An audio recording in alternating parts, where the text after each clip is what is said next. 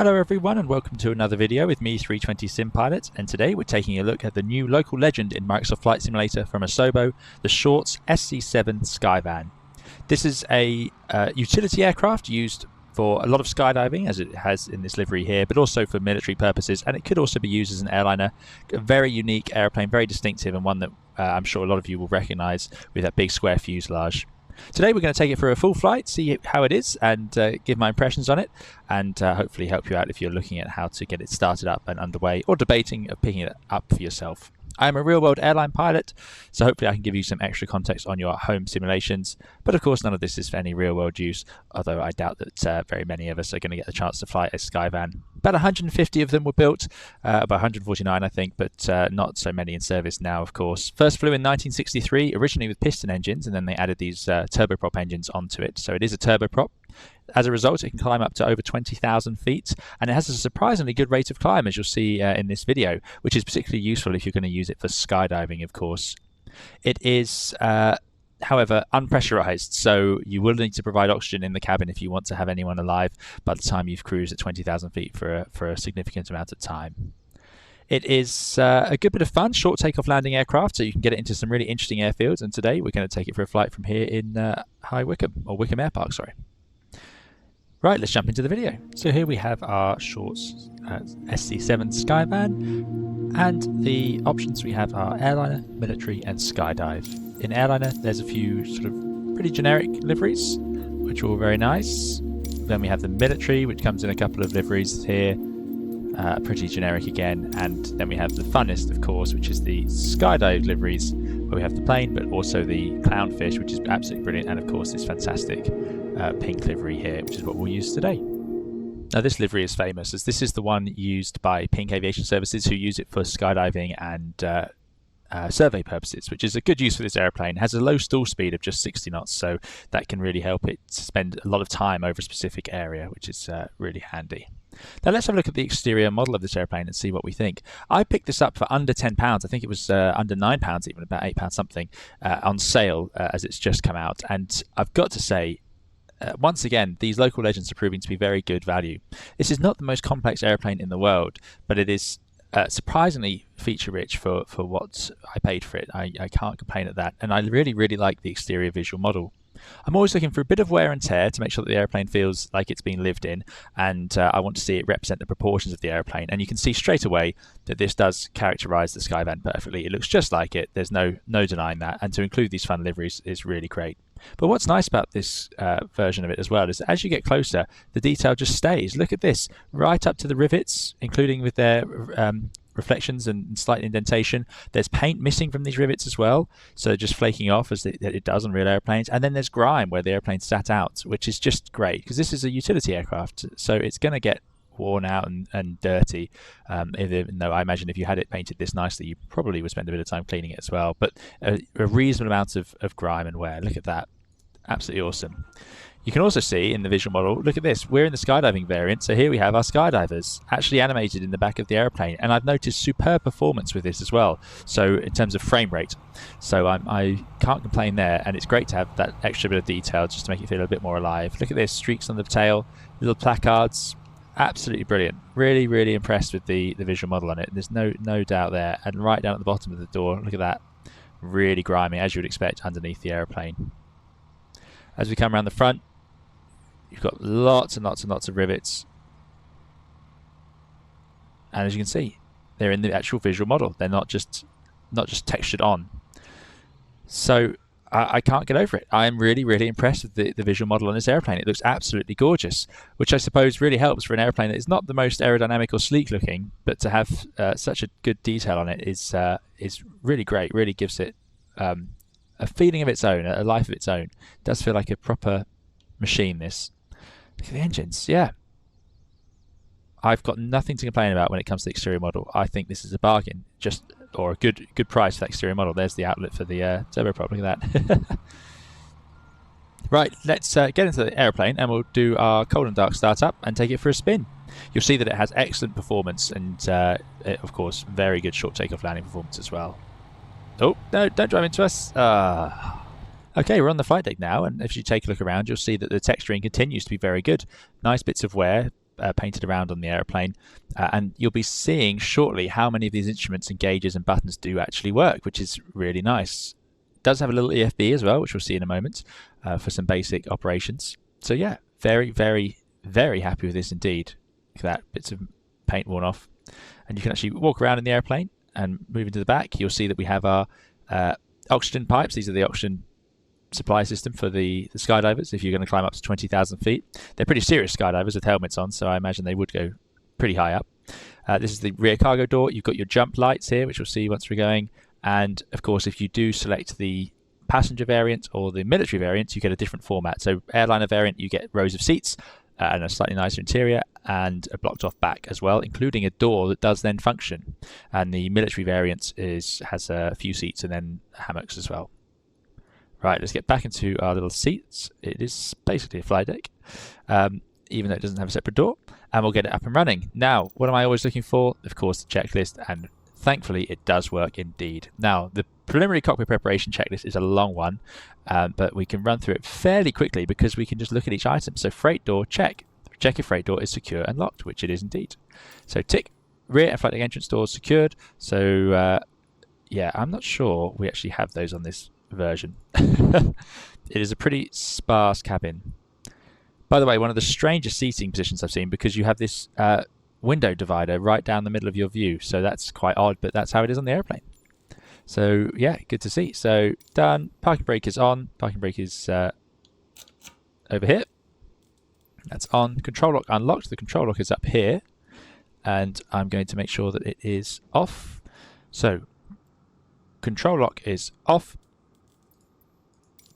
Port low pressure fuel cock to the port tank, so we put the port one to its forward position to the port tank, and then the starboard one goes to the starboard tank, which makes sense. So they're going to feed from their relevant tanks, but you can feed from the other tank should you have a problem or need to. Balance cock can stay off. Feather handles fully in, that's these, so they need to be in the in position, otherwise you're commanding the engine to feather those turboprop propellers, so they will go coarse and not provide you with any thrust. External and internal lights as required. So let's put on a couple of the position lights and fasten seatbelt signs. There we go. Cabin signs on. Engine starting mode switch to normal, which is this one here, which goes to normal start, not ground start, for what we're going to do today. Engine master start switch is stop.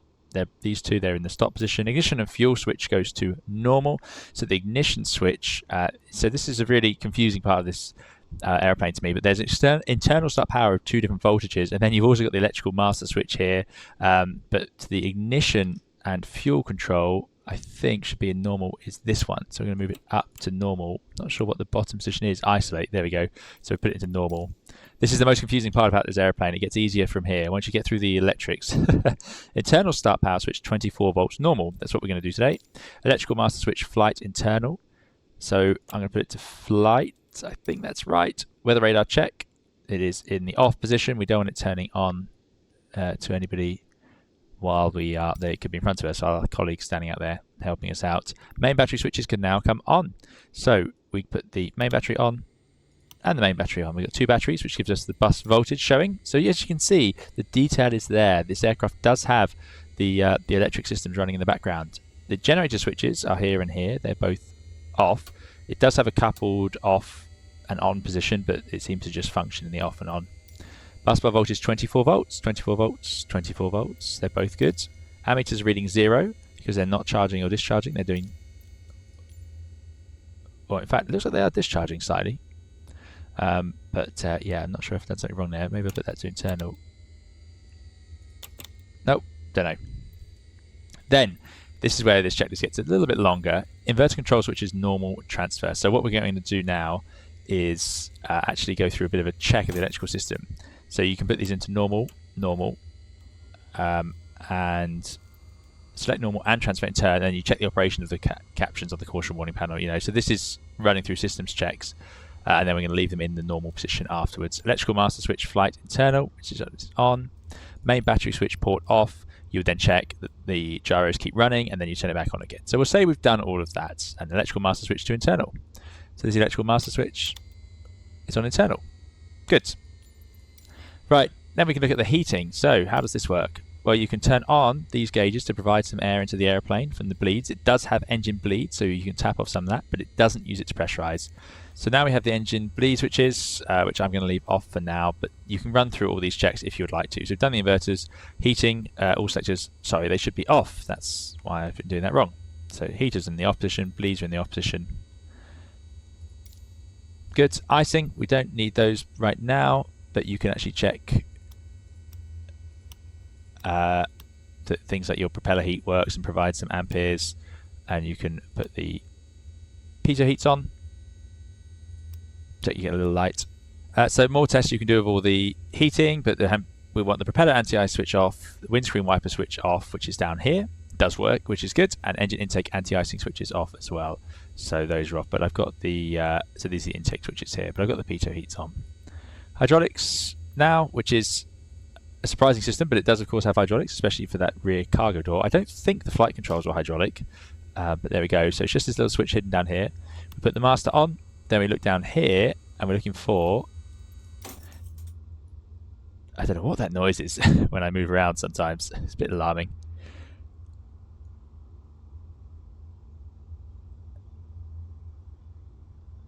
Did not sound good. Anyway, system pressure is good. Emergency brake pressure gauge is good. Override cutout switch, check. Which is over here. That's checked. And then we check our fuel. We got enough fuel for today's mission. Fuel boosters off, and wiper switch. Windscreen wiper off as well, which is the one over here, down here. Then you can set up your navigation instruments as you want to. You can set up your engine instruments and the center console. There's not a lot to do, except make sure that we have the... What is that noise? It is terrifying. We want to check that we have the RPM levers at taxi, which as you can see, they are. So the taxi position here. Power levers slightly open. So that's done. Flaps, we're going to have up for now. Emergency hydraulics, normal. Yep, that's fine. Autopilot off. I don't know what that sound of breaking glass is. The autopilot is here, so it's not engaged. Aileron rudder trims adjust, elevator trim adjusts, so they are in the neutral position. Good. Engine start time. Now again, starting this aeroplane is probably the most complex part about it. First of all, we check that the door switch is closed, so the door is not open, so that's good. Bus bar voltage, we will open it in flight, but for now we want it closed. Bus bar voltage check, we have good voltage on the bus bars. Starting the first engine, we're going to put the booster pump on, so fuel booster pump comes on for the left engine. Engine starting mode switch, normal and start, so that's normal. And yeah, normal start, good. Internal start switch as required, so the internal start switch is on 24 volts because it's not that cold outside. Engine master 1 start, so this is where we start the engine. So I'm going to put this to start there. This will then start the process of spinning up that engine. There it goes. Then we need to check that the NTS caption's out, which it is. Then we're going to check the fuel flow indicator goes to 10%. So fuel flow here through 10%. Now we need to go to the flow regulator on the port engine. Whilst that happens, we're going to look down here and check that we get an EGT light up, which we do on our TOT display in the middle there. The numbers rising, rising, rising. And the starter's out.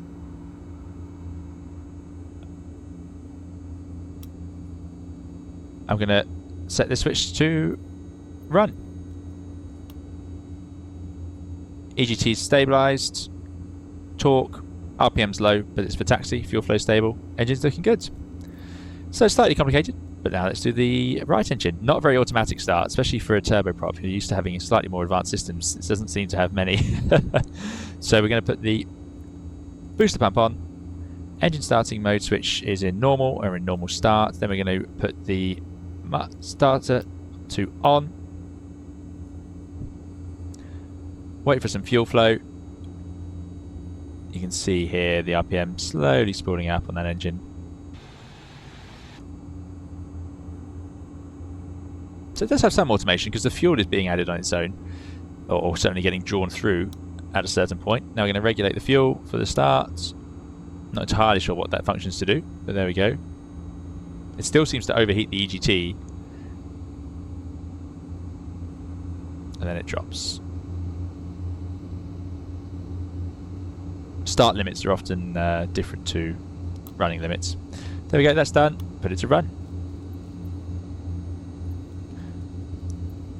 Good. And of course, oil pressure. We want to check.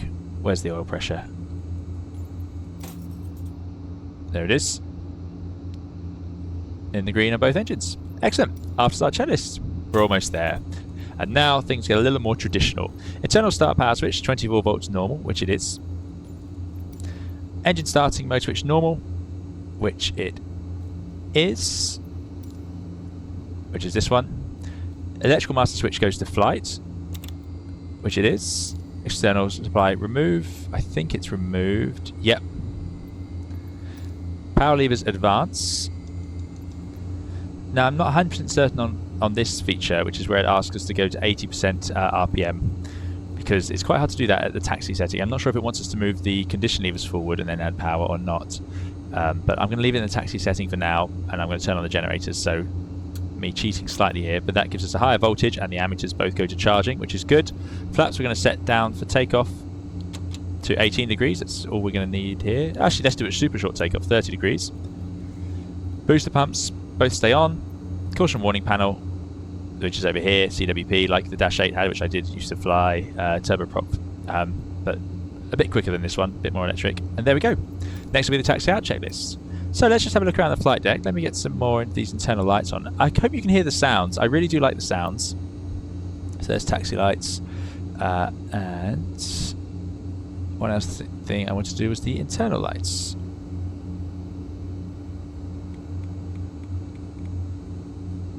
There we go. So I'm a big fan of the sounds, and you can hear lots of generator whine and so on. Look at that, absolutely gorgeous. And also you have a little EFB. So we're at EGTB. Now I doubt they'll have a meter for that. No. But not too far away would be something like Heathrow. And you can then have a meter which will give you things like your QNH. And then you can set that, which is what we've got. Right, it's slightly lower where we are then. Oh no, I'm not using real weather, that's why. Makes sense. Good. Also, you can go to your checklist and you can see it all here. And you can run through it in a more traditional EFB sense. Ah, there we go. This is made by Any Builds. That explains a lot. Yeah. Oh, well, there we go. So that runs through there. And you got your ground. You can open up the flight deck door. I would not want to step out there with that propeller right there. And that does give you the door open light. So close all doors. Adjust the lights in the bay behind us. You've got a map. Just gives you something, a bit of an idea, but we do of course have our GPS, and then our options we can change to a glass cockpit. So it's not very glass cockpit, don't get too excited. If I say yes, it just swaps between having the digital radios and the GPSs. So we'll just say yes, thank you very much. So what we'll do is, let's imagine we're going to go on a bit of a skydiving run just overhead where we are now. So let's get the airplane moving and then we can run the taxi checklist.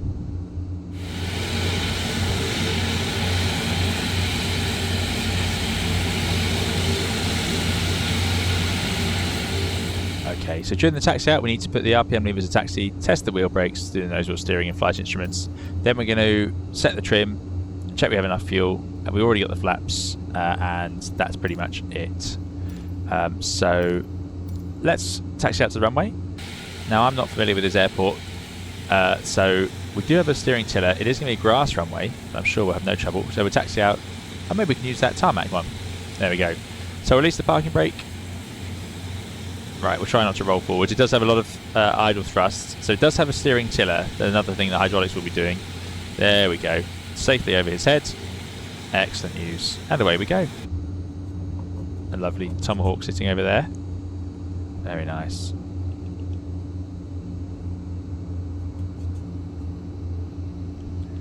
Now it does run away a bit, so just bring the throttles back to idle.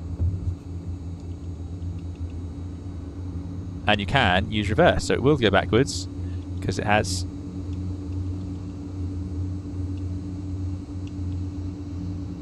reverse. There you go, look at that. Awesome. Always love having that. And that's, you can see the little beta warnings there for when the propellers are in the beta range. So let's just put those forwards a bit before I have to start trying to steer going backwards. There we go. So here we are lined up. Let's run through the line-up checklist.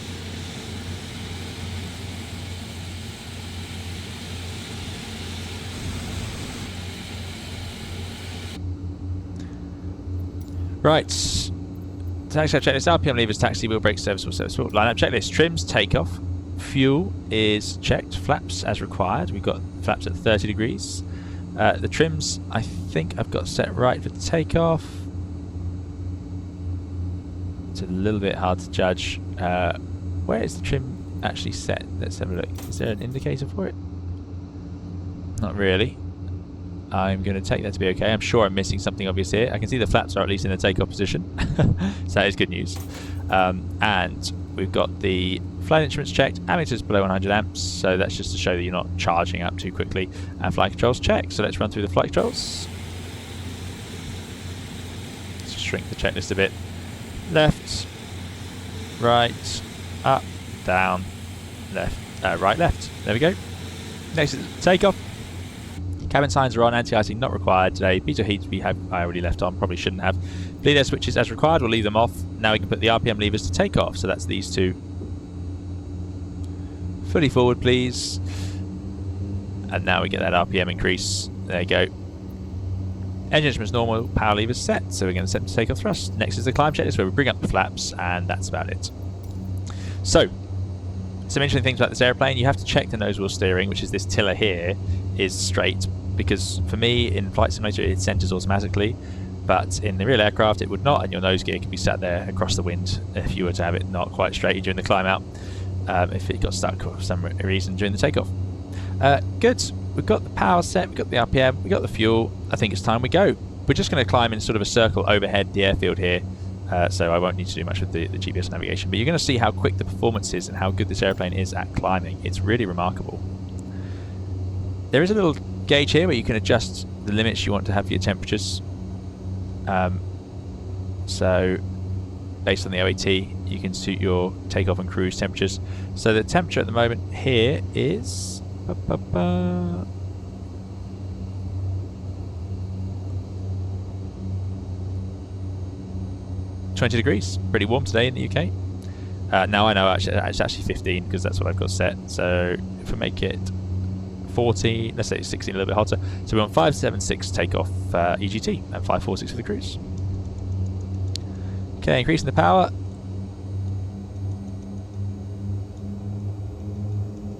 She wants to go. Brakes released.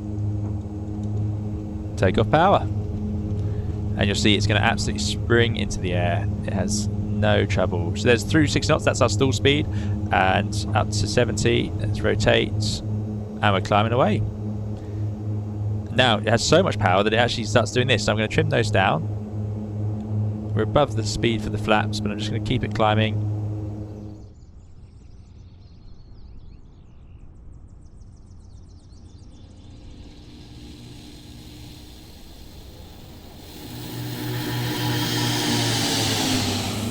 There's a flap speed here, I think. 115 knots is the maximum we can go to, so we better not go any faster. Okay, let's bring the flaps in.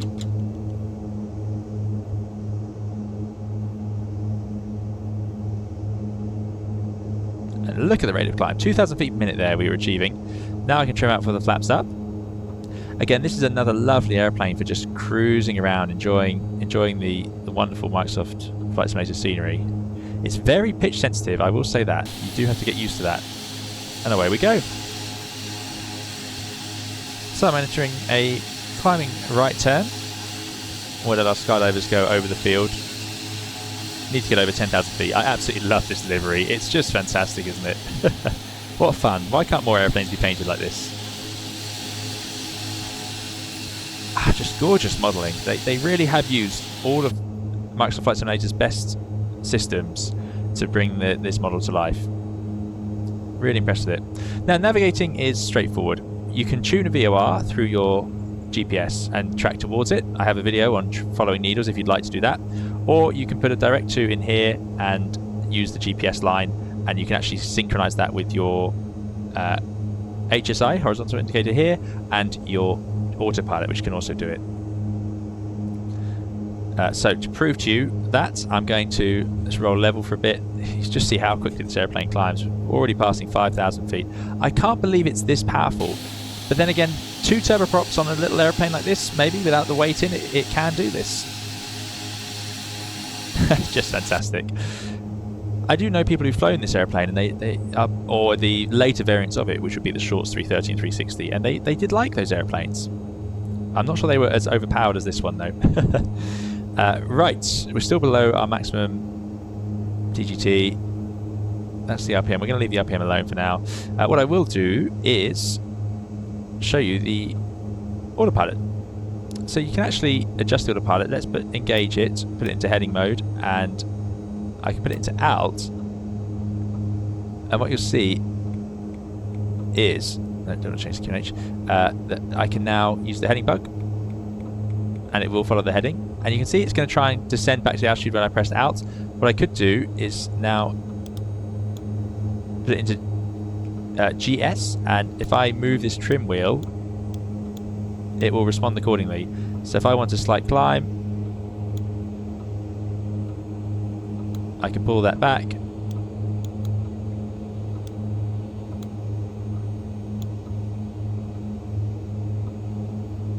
And the airplane will settle into a bit of a climb. I can go for a bit more of a climb. There you go. So if you want to just let the autopilot take the strain of climbing up to your drop height for your lucky skydivers, you have the option. We're actually going a bit fast here. I'm going to bring the power back a little bit to sort of a climb power. Maybe you can drop the RPM a little bit too. Most turboprops you would have a sort of climb RPM, which would be a bit lower.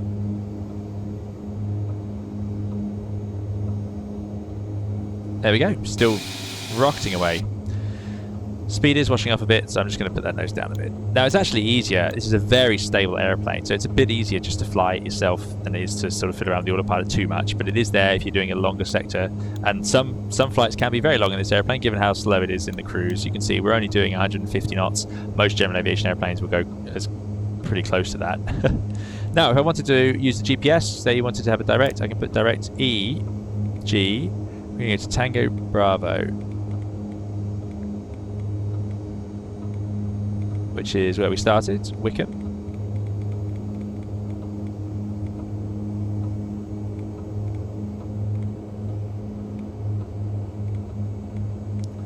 Never easy. EGTB, High Wickham. So simply activate. There's the line saying that we need to go to the right. I know what I need to do now is press the CDI to GPS and then track. And now it will follow that track. And you can actually see whether you're on it or not if you want to by bringing the course bar around.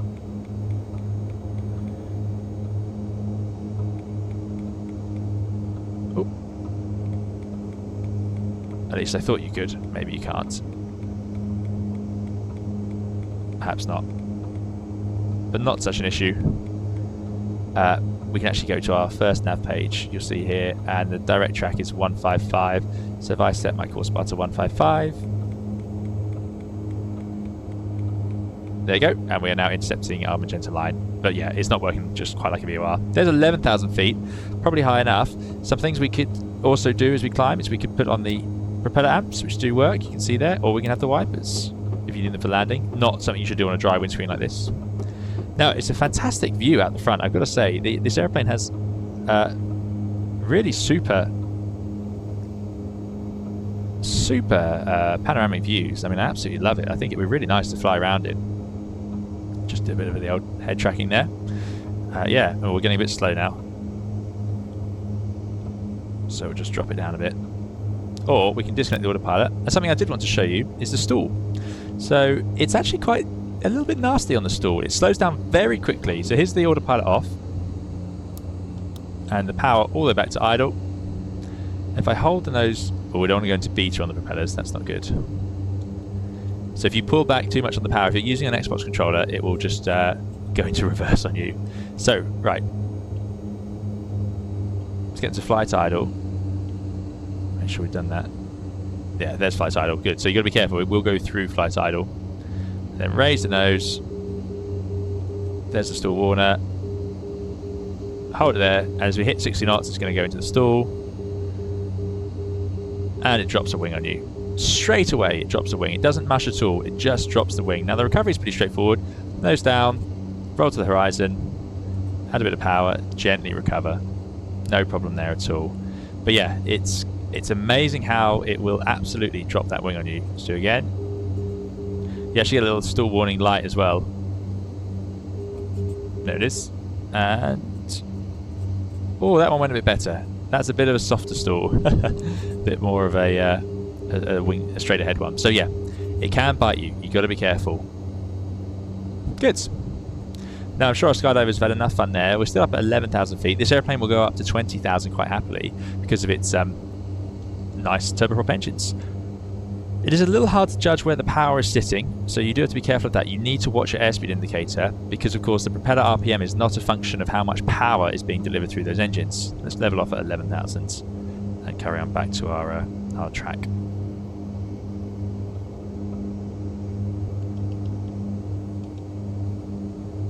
So our EGTs are nice and steady. We'll just level off here, please.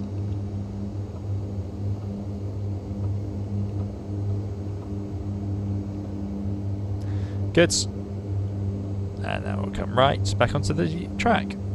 If I go autopilot, track, and out. Right. No auto throttle, of course. You will have to do that yourself. So let's now let our happy passengers jump out the back. So they're all getting ready. They're getting a bit bored. They haven't got the oxygen in, so 11,000 as high as we can take them. Look at these gauges. Everything's just lovely in here. It's really nice. We're about 1 minute away from our field, so it's time to get that door open. So to do that, we go cargo ramp. And there it is. How cool is that? Here's the lighting that we turned on earlier. Here's the jump light. Look at that. Imagine jumping out. Awesome. What I'm going to do is have a look at the time to go. 53 seconds. Now the jump light has its own countdown. We're doing 145 knots. I don't think that's a bit fast. And I'm not sure where the wind was. It was pretty calm. So hopefully it's good enough for them to find their way to the airfield.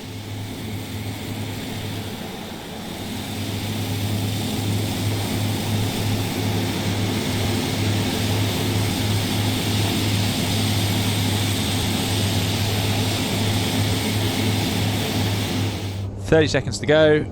Right. Jump light goes on. You hear the timer. Goes to orange. And it goes green. How cool is that? Now sadly they don't seem to jump out, and I haven't found a way to make them do that. I think that'd be really cool. But they would jump out now, and hopefully, if we got this somewhere right, obviously it would depend massively on the wind, they would find their way to Wickham, which is somewhere beneath us now. There it is. Yeah. Awesome. I don't think they can complain at that. If they can't get there, that's their fault. We've done our bit. Fantastic. What fun.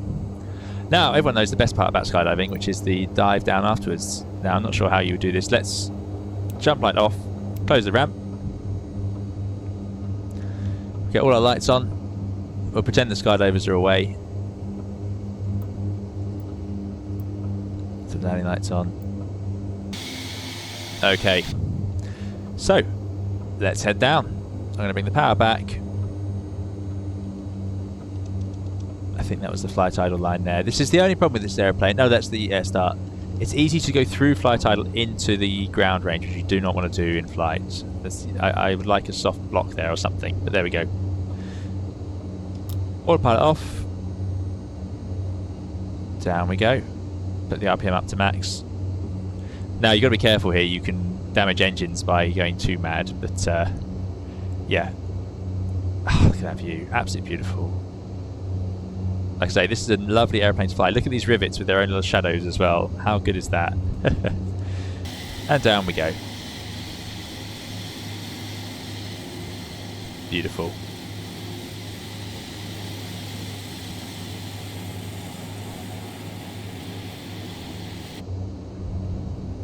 Going to trim it out a bit faster. Right, now it's all about time. We want to get on the ground and get away again with some new divers. So we'll run the cruise checklist. Was engine parameters and fuel, which we did. Now engines are checked, fuel's checked, wheel brakes checked, flaps and cabin signs as required. So let's get those cabin signs on, which they should be anyway. Yep. Good. RPM go to takeoff, which we've done, and we'll leave the bleed air switches off. We didn't provide any heating for our poor passengers. By the way, to bleed air, just to show it to you, you can turn it on and you see the temperature increase there, and then you can adjust the temperature by adjusting the cold and hot air, which changes the temperature in, and then you can run the demist if you need to, or give passengers some ventilation and cold air. We're going to turn it all off now. It's warm enough when they get down there. But essentially it's just a case of putting the flaps out. Now you don't want to cold shock your engines, you know, that's why things like this probably wouldn't be done with just an immediate dive down at 2,000 feet per minute continuous, but there we go. Where is the airfield in relation to us? It's off to the right. Keep heading down. You can see here, it's such a draggy aeroplane. Turboprops provide a sort of their built-in speed brake with the, there we go, we can join a sort of left-hand circuit downwind. The propellers at max RPM act like a bit of a speed brake, so they can let you slow down really quickly.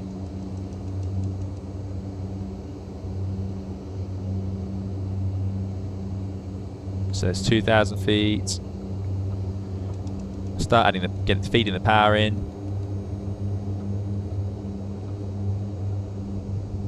Just to shallow it out.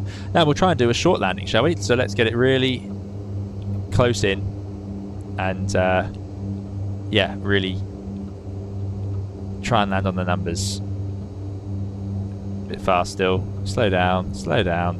115 is our maximum speed with the 30 degrees, so we can actually go to 128. So put the first stage of flap in, head in. So it is very pitch sensitive, as you see there. I'm using an Xbox controller again for this video, and it does bite me quite regularly, so something to be aware of. The real aircraft could be sensitive because I'm imagining it would be, given that the prop wash goes right over the elevator. So slow it down. You'll be amazed how tight in. There we go, 1,200 feet. There's the runway. Next stage of flap.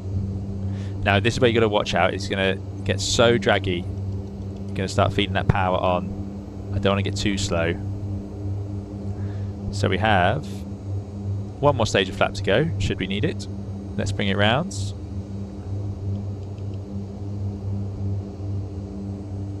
Love the noises. As I turn my head, I can hear in the stereo the different whines of generators and so on. Really cool. And gyroscopes. Love the glass in the ceiling as well. Helps when you're doing tight circuits like this. Not sure if we're breaching the noise complaints for this area by flying around in a big, loud, noisy double engine turboprop, but there we go, we are. Full flap now. Which is a limiting speed of 110, yeah, good. Bit high, so power off. Needing some nose down trim. It's trying to pitch up on me. Power back. There we go, 2 whites, 2 reds. Trying to trim it out. Speed's washing off here, so watch that. Keep the power on. The power management is the hardest part of this airplane. It's very, very sensitive in the low ranges. I don't think I want to go below 70 knots. Oh. There's touchdown. Into reverse. Get on those brakes. And there we go.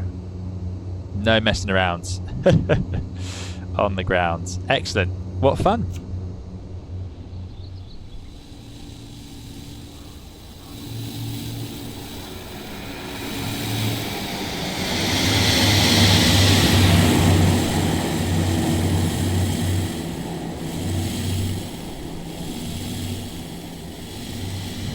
So there you have it, another local legend arrives in Microsoft Flight Simulator. I think this is an absolutely fantastic add-on. I've had a lot of fun with it.